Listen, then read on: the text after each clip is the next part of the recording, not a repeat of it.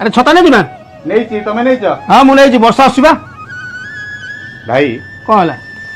ବର୍ଷା ଦିନେ ସାଙ୍ଗରେ ଛତା ଦରକାର, ହଁ ଦରକାର। ଗରମ ଦିନେ ସାଙ୍ଗରେ ପାଣି ବୋତଲ ଦରକାର, ହଁ ଶୀତ ଦିନେ ସୁଇଟର ହଉ ମଫଲର ଟିଏ ଦରକାର, ଆରେ ଇଏ ସବୁ ଜରୁରୀ ଜିନିଷ। ପରିବାରରେ ସେଇଭଳି ସାଙ୍ଗରେ ଭାଇଟିଏ ଦରକାର। ଏକଦମ ଠିକ। ଆଉ ପୁଣି ଭାଇ ଭାଇ ଭିତରେ ଝଗଡ଼ା ଲାଗି ଭାଇ ଭାଇକୁ ଭିନେ କାହିଁ କରିଦିଏ? ଆରେ ବାବୁ, ଏ ହେଉଛି ସ୍ୱାର୍ଥୀ ମଣିଷ।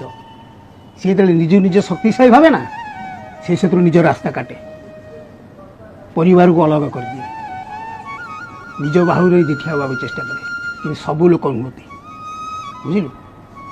କିନ୍ତୁ ଭାଇ ଦିନେ ନା ଦିନେ ତ ତାର ସାହାରା ଲାଗିବ। ନିଶ୍ଚିତ। ବିନା ସାହାରାରେ ସେ ବଞ୍ଚିପାରିବନି।